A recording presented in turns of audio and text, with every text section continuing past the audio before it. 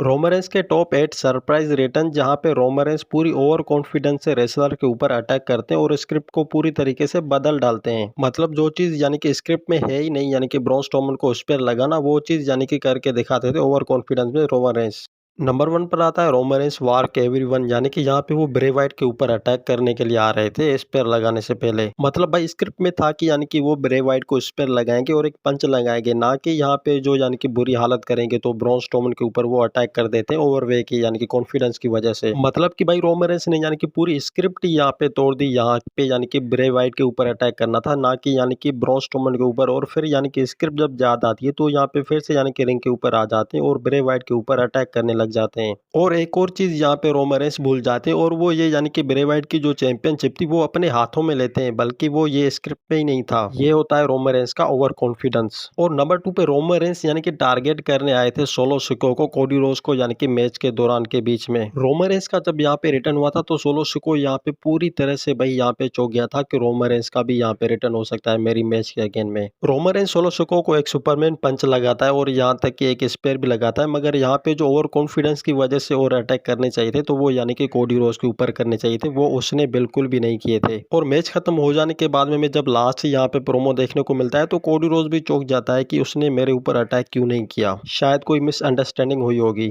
और नंबर 3 पे जो यानी कि सरप्राइज रिटर्न हुआ था यहाँ पे, तो रोमरेंस को यानी कि सेव करना था जे उसो को यहाँ पे, यानी कि रोमरेंस सेव तो कर लेते हैं जे उसो को, मगर यहाँ पे जो सबसे बड़ी टक्कर होती है ना तो वो उनकी ब्रॉन ब्रेकर और ब्रॉन्स रेड से अगेन होती है।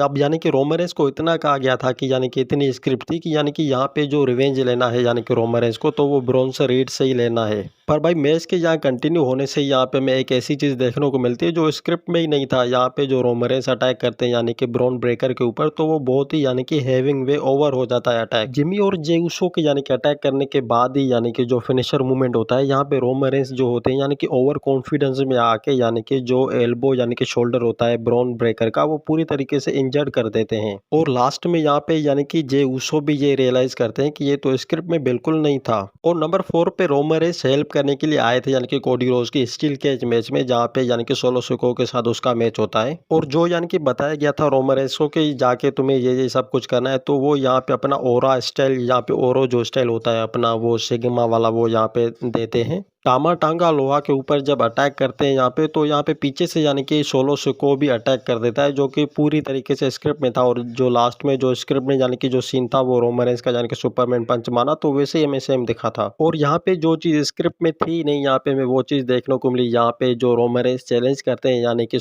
जेका फाटू को, तो अपनी ओर यानी कि बुलाने लगते हैं, तो ये बिल्कुल